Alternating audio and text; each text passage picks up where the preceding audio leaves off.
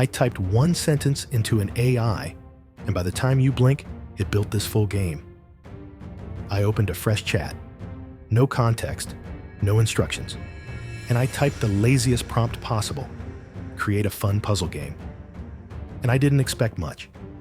But what came back wasn't an idea. It was a game. A real one. It gave it a name. It explained the rules. It created levels. And when I interact with it, everything works. You have to draw paths and match the colors, with no overlapping. That's not a concept, that's a finished product. And the scary part isn't that it built a game, it's that it did it without me telling it how. Let me show you how I did it. I opened Claude and started a brand new chat. Then I typed a single line, create a fun puzzle game, and I hit enter. The moment I do that, something interesting happens. On the right-hand side, Claude immediately starts generating the app. You can actually watch it thinking, writing logic, and assembling the game in real time.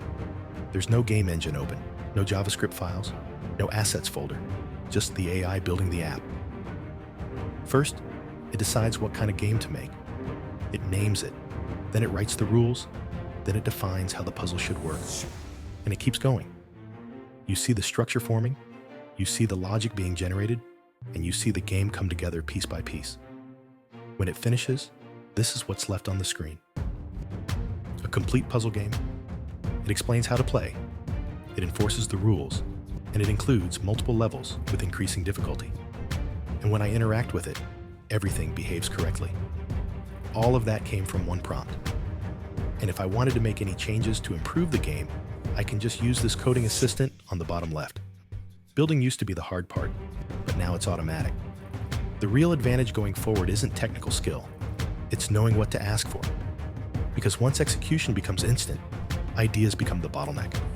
If this made you rethink what's possible, subscribe. I build real apps from single prompts every week.